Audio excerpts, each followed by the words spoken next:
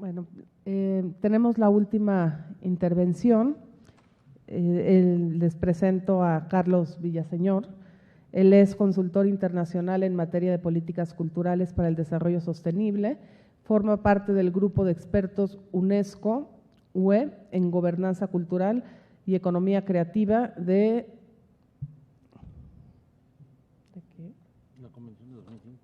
la Convención de 2005. A lo largo de un poco más de 2 décadas ha colaborado con diversas instituciones del sector público en México y desde 2005 también se ha desarrollado como consultor especializado en políticas culturales en Argentina, Brasil, China, Chile, Costa Rica, Colombia, Ecuador, España, Francia y Panamá. Te doy la palabra, querido Carlos. Muchas gracias. Pues para mí es un gusto estar aquí. También tengo el privilegio de encabezar una ONG que ha sido reconocida por la Convención 2003, entonces tengo esta extraña particularidad de participar tanto en la Convención de Diversidad, la Convención 2005, que es la que habla de economía creativa, como de la Convención de 2003 de Patrimonio Cultural Inmaterial. Y un poco me voy a ir más bien viéndolos a los ojos que por el texto que tenemos, bueno, hasta donde se puede ver a los ojos. Porque también, especialmente, y lo mencionaba el señor gobernador hoy en la mañana, el anuncio que se hizo ayer por parte del presidente de la República de la creación de la Secretaría de Cultura federal nos debe poner en un estado de alerta, en un estado de reflexión muy importante, porque si bien hasta ahora la discusión que se ha tenido respecto de la política cultural ha estado circunscrita al sector educativo, porque el mal llamado subsector cultura era parte del sector educativo y la lógica de desarrollo de la cultura tenía que ver con el sector educativo. Ahora que se habla de un sector independiente, la mirada de lo cultural, del proceso de desarrollo cultural, no puede estar ya más limitada únicamente al sector educativo, sino tiene que extenderse, tiene que ampliarse. Y a nivel internacional, lo que estamos viendo, el centro de la discusión que estamos viendo, es cómo lograr un adecuado balance entre esta visión de la cultura como el ejercicio de los derechos culturales para adquirir las habilidades y las capacidades que nos permitan insertarnos e interactuar con el flujo mayor de las sociedades de conocimiento de una manera equitativa, de una manera pertinente, y por otra parte la cultura como recurso. Toda esta nueva vertiente que nos habla de la posibilidad que tienen ciertos productos culturales y hoy, como nos dice Frédéric Martel, más que productos, flujos de consumo cultural para generar excedentes económicos. ¿Dónde encontramos este balance? ¿Dónde encontramos el balance? Sobre todo en un momento donde lamentablemente, y esto es un hecho y lo vemos ahora con la situación, con el diseño del presupuesto base cero, lamentablemente no hemos construido los índices de medida, los mecanismos para mostrar el impacto de la cultura en el desarrollo. Estamos muy retrasados en eso, frente a lo contrario, que es el desarrollo de los indicadores del impacto económico de la cultura. Ahí tenemos un avance notable. Entonces, si bien por un lado tenemos esta vertiente que considera las políticas públicas de fomento de la cultura y que las artes juegan un papel fundamental en la generación de condiciones favorables para el desarrollo sostenible, especialmente en términos de lograr sociedades inclusivas y culturalmente diversas que puedan fijarse objetivos comunes y sobre todo desarrollar la creatividad necesaria para inventar estas nuevas formas de convivencia pacífica. Por una parte tenemos esto, y esta vertiente no es nueva, como en algún momento dado hacía referencia Yuri, un momento fundador, y así es reconocido por la propia UNESCO es la Declaración de México de 1982, que me voy a permitir citar textualmente algunos puntos. Y esto no sin antes mencionar una cosa: la Convención de 72, recordemos que fija el patrimonio cultural, aquellos bienes monumentales de un valor único y excepcional en el campo de la historia o del arte. Y esto es importante mencionarlo porque la Convención de 72 construyó una noción de patrimonio vertical, una noción, una relación de centro-periferia, de centro productor de conocimiento a una periferia receptora, en un proyecto de integración de quienes no hacen cultura a los procesos de aquellos que hacen cultura. La Declaración de 82 de México de 1982 comienza a alterar esta geometría de lo cultural. Y el artículo número 1 de la Declaración de 82 es en este sentido especialmente brillante, porque nos dice que cada cultura representa un conjunto de valores único e irreemplazable, ya que las tradiciones y formas de expresión de cada pueblo constituyen su manera más lograda de estar presente en el mundo. Es decir, la cultura ya no es esta visión de una cualidad adicional que yo tengo que adquirir por parte de quienes lo han validado para incorporarme a una noción de desarrollo, sino que es una visión que nos dice que nuestras tradiciones, que nuestras costumbres, finalmente nuestra forma de relación entre las personas y con el medio ambiente en un espacio concreto son lo que constituye nuestra manera de estar en el mundo. Y aquí hay una frase de Hilario Ascasubi que me parece que es clarísima en este sentido. Él dice que las cosas no se ven como son, sino las vemos como somos. Nosotros construimos nuestra manera de estar en el mundo a partir de los códigos, de los símbolos, de los significados que están presentes en nuestro territorio y que son formas de solucionar relaciones humanas y con la naturaleza, en un lugar y en un tiempo específico, y que en la medida que resultan pertinentes van teniendo una continuidad histórica.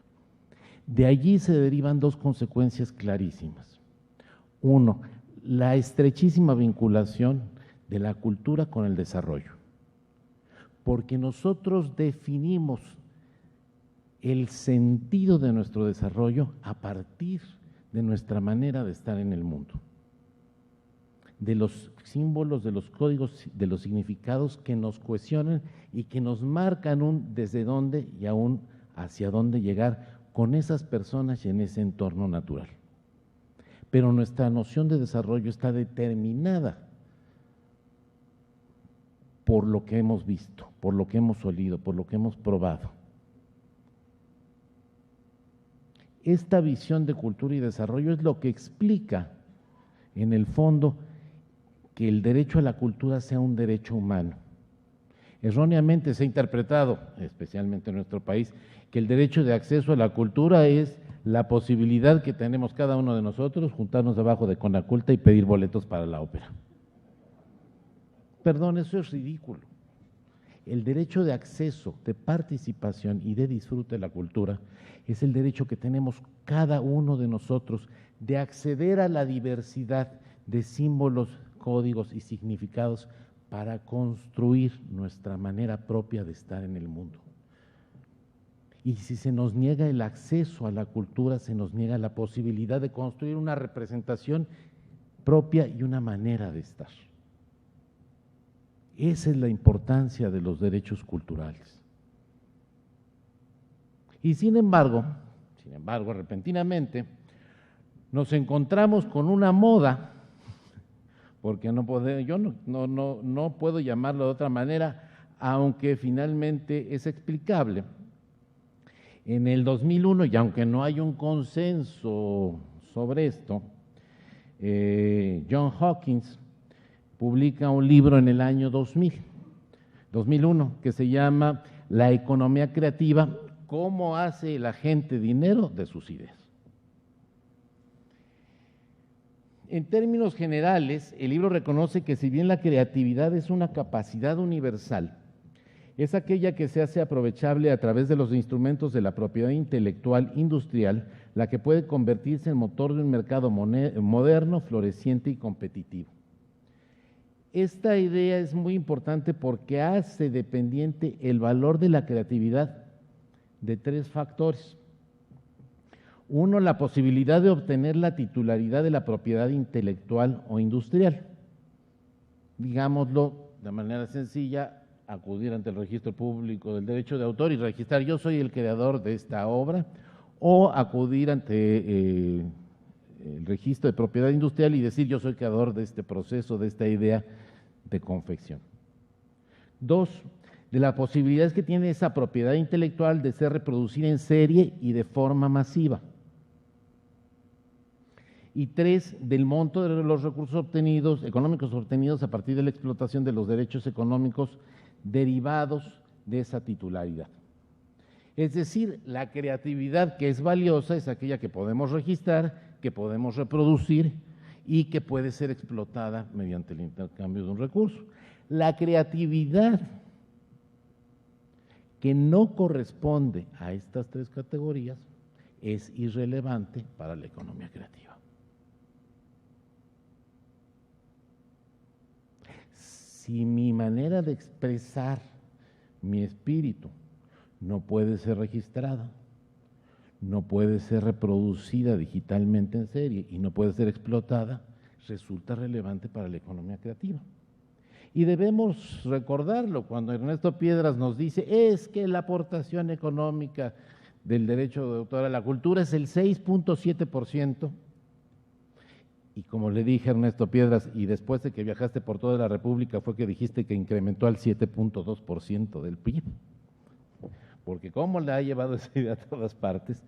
Bueno, eso nos resultó un argumento muy interesante en las negociaciones con las cámaras de diputados para el incremento de los presupuestos destinados a cultura, porque ya fue otro argumento. Ya no fue vamos a dar becas, ya no fue el valor intrínseco de la cultura, sino mira, la cultura produce recursos económicos. Sin embargo, este argumento que fue utilizado muy favorablemente en un principio se ha venido convirtiendo un poco en contra. ¿Por qué? Porque ha sido muy fácil demostrar este impacto porque hay índices de medida, hay manera de demostrarlo. Insisto, queda claro que desde esta conceptualización de economía creativa, no toda creatividad es susceptible de generar recursos económicos a través de su explotación por las industrias culturales y creativas, sino solamente aquella que puede ser sujeta de valorización económica a través de los mecanismos de la propiedad industrial. Aquí es muy interesante, si ustedes preguntan una definición de economía creativa, no hay una definición precisa, incluso ya por ahí se le llama economía naranja, economía púrpura, bueno, ¿no? Sin embargo, la economía creativa en lo general podemos decir que implica bienes y servicios artísticos o culturales del área de la creación artística y cultural. También son parte de la economía creativa la arquitectura, las artes visuales y escénicas, las artesanías, el cine, el diseño editorial, los juegos y juguetes, la moda, la música, la publicidad, el software, la televisión, la radio y los videojuegos. Esto no quiere decir que las restantes áreas de la producción cultural e intelectual no generen recursos económicos, sino que las artes mencionadas son más propicias a adaptarse a un esquema legal y administrativo que es necesaria para su inserción en la economía creativa. Reflexionemos, no es lo mismo un trío o un mariachi que va a una casa y nosotros le pagamos, a una creación que puede ser apropiada y reproducida digitalmente prácticamente ad infinitum y sin costo adicional. Una vez que yo tengo licenciado o permitido la explotación del derecho de autor, la generación de una unidad adicional de producto cultural no tiene ningún costo más que el de las probables regalías. Para yo poder hacer un pan, necesito volver a tener harina, tener el huevo, tener el gas, juntar todos los productos y gastar en eso. Para yo volver a reproducir un bien simbólico, mi costo marginal es muy pequeño. Solamente esto es lo que básicamente se encuentra en los registros numéricos de la economía creativa. Esto es lo que es interesante para la economía creativa. No quiere decir que no toda la vida haya habido músicos o haya habido pintores, vamos, la economía de la cultura siempre ha existido. El factor disruptivo es el de la reproducción digital y la explotación del derecho de autor. Desde luego estoy particularmente en contra de esta conceptualización restrictiva de la creatividad, porque si bien la capacidad creativa nos es común a todos los seres humanos, la creatividad requiere como condición sine qua non para su ejercicio la de un bagaje cultural a partir del cual poder realizar otras combinaciones posibles que den respuestas distintas a las nuevas necesidades. Yo no puedo producir algo nuevo, ser creativo, si no tengo un bagaje cultural que lo sustenta. Pero si este bagaje cultural está siendo continuamente objeto de una sustracción de sus elementos por parte del mercado a través del registro en el derecho de autor o de la propiedad industrial, estos bienes están siendo sustraídos de mi capacidad plena de acceso para construir mi manera de estar en el mundo. ¿Sí me explico? En la medida que los conocimientos tradicionales, que los saberes, son sustraídos y puestos bajo un régimen de economía creativa, se me está impidiendo el acceso y en ese sentido la humanidad tiene una tendencia a disminuir su creatividad. En la misma medida en la que las personas tienen acceso, participan y disfrutan de una diversidad de códigos simbólicos y los apropian como parte de su herramental creativo, es que es posible que realicen combinaciones innovadoras para atender nuevas necesidades.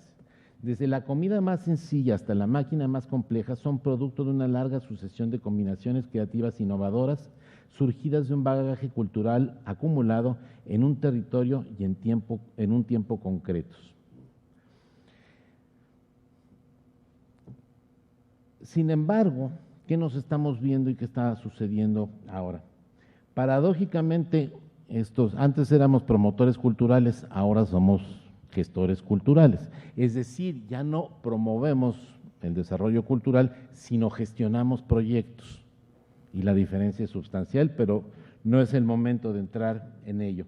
Más bien quiero comentar en este sentido, si bien es cierto que tenemos un amplio desarrollo, insisto, de esta medición del impacto económico de la cultura, por ejemplo, la contribución de la economía creativa a la economía de Latinoamérica y el Caribe va desde el 8% en lugares como Santa Lucía, 7.6% en Guatemala, al 3.8% en Argentina o el 2.7% en Brasil. Eso es un hecho.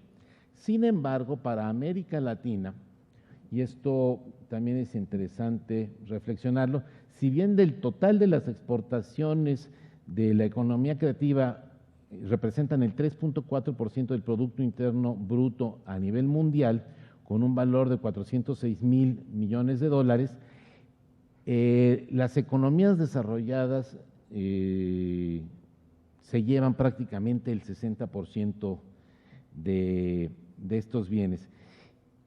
Por ejemplo, las Américas, bueno, por ejemplo, Estados Unidos, de los 406,000 millones de exportaciones que fueron en el 2008, se lleva el 35%, 35,000 millones. Pero sorpréndanse aún más, a mí este fue un dato que me sorprendió, ni las exportaciones creativas de Italia, España, Alemania, Francia y Estados Unidos, todas ellas unidas, no superan las de China. China se lleva prácticamente el 25% de todas las exportaciones de la industria creativa. Y a nivel cultural nos han vendido mucho este argumento de que la economía creativa es la solución al desarrollo para nuestros países. Sin embargo, nos lo dicen y lo confundimos como si la economía creativa fuera la pintura, la danza, la música, y no. La gran mayoría de los rendimientos de la economía creativa está localizado en nuevos medios, en diseño editorial, en artes visuales, en joyería, en moda, en juguete, en videojuegos. Es decir, esas categorías que van más allá incluso de las industrias culturales. Y para concluir, ¿qué es lo que quiero alertar? Esta moda de la economía creativa, esta promesa vacua de que a través de la producción económica se generará un desarrollo, ha traído ya consecuencias en América Latina. No son pocos los países que están reorientando el diseño de sus políticas culturales para fomentar a las industrias creativas, para promover el desarrollo de las industrias creativas, dejando a un lado la muy necesaria inversión en las áreas básicas del desarrollo cultural, en conservación de patrimonio, en la conservación de los archivos, de las bibliotecas, de los museos, en la formación artística, en la promoción de las artes, para esos recursos invertirlos en la promoción de las industrias creativas. Desde luego que tenemos que propiciar y darle a los creadores la posibilidad y las condiciones administrativas y legales para que vivan de su producción artística, de su obra, pero debemos encontrar un adecuado balance para que las políticas culturales también apoyen este muy necesario desarrollo desde lo propio.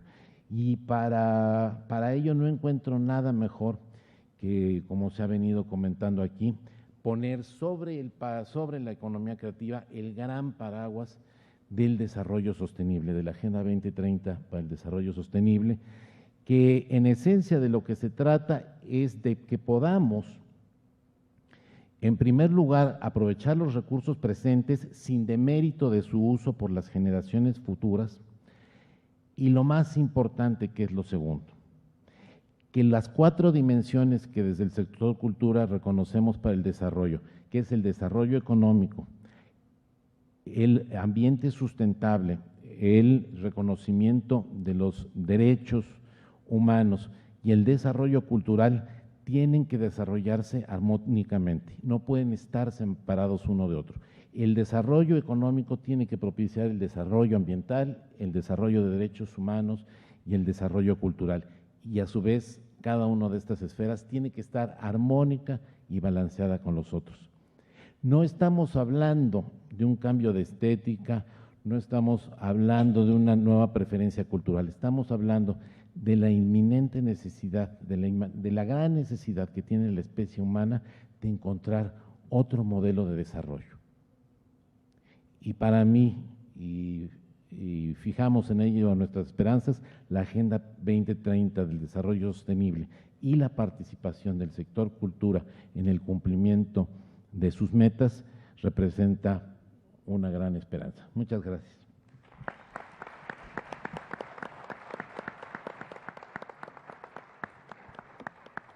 Muchas gracias, Carlos. Me parece que corresponde ahora una ronda de preguntas.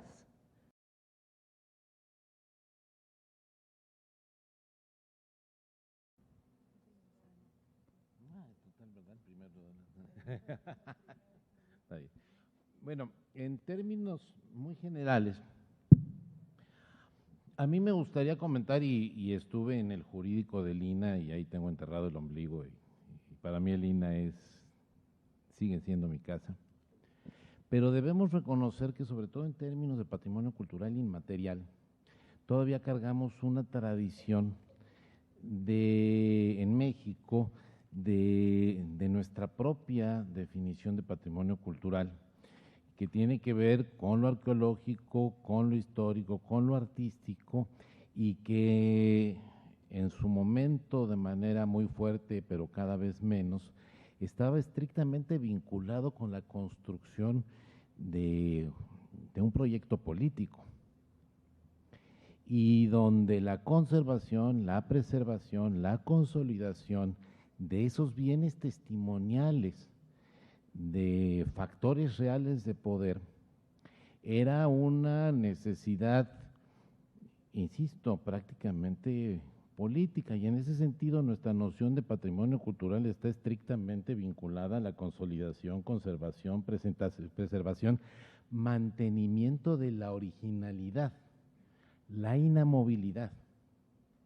Cuando el patrimonio cultural inmaterial no son las artesanías, no son las artes del espectáculo, no son la lengua, son las tradiciones, son las costumbres, son las maneras, es toda esta manera de estar en el mundo que nos distingue, que nos da identidad. No es la canción, es todo el contexto de estar en el mundo que permite producir esa canción, que permite producir la danza del chinelo, que permite producir el mole poblano. Porque cómo se articula ese conjunto de códigos, símbolos y significados, cómo se relacionan unos con otros, qué cohesión producen en la sociedad, qué sentido producen. Ese es el patrimonio cultural inmaterial, que se evidencia, que se expresa en estos ámbitos, pero que no es estos ámbitos. Y lamentablemente hemos caído mucho en la situación donde, si a esta visión le sumamos que todo este proceso se inicia después de las décadas de los 70, donde hay una reivindicación de lo originario muy fuerte, pues caemos en esta situación donde la preservación del patrimonio cultural inmaterial se piensa que se está haciendo a partir de la conservación de la materialidad de las expresiones de los pueblos originarios, y eso no es todo. Lo que debemos garantizarle a las personas es que conserven, a la manera que probablemente suene muy antiguo citarlo, pero que lo dijo magistralmente Guillermo Bonfil Batalla, permitir que las personas conserven el control de su cultura, que sean las personas quienes digan qué apropian, aunque sea de origen propio o ajeno, y que integran a su cultura, que conserven la posibilidad de seguir produciendo, de seguir estando en el mundo desde lo propio.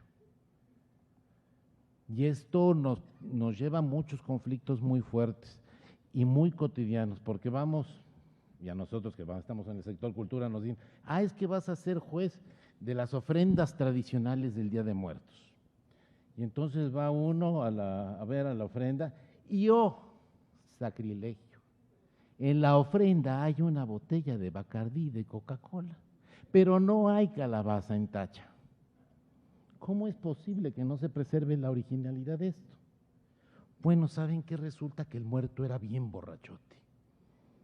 ¿Y qué queremos preservar? ¿La originalidad de una materialidad o el rito del recuerdo a los muertos? Y no es fácil esta decisión. No es fácil esta decisión. La tendencia a la conservación de la materialidad, y máxime, si el reconocimiento de la marginalidad cultural es un pretexto para acceder de manera privilegiada al espacio de lo público y sus recursos, resulta más difícil. Pero en el fondo la especie humana necesita pasar de una pretensión de establecer formas de relación únicas a escala global, a reconocer la diversidad cultural como única manera de renovar la creatividad de la especie humana y de darnos un futuro posible. Ese es el reto del PCI, no la museografía de la marginalidad, sino la renovación de la creatividad a partir de la diversidad.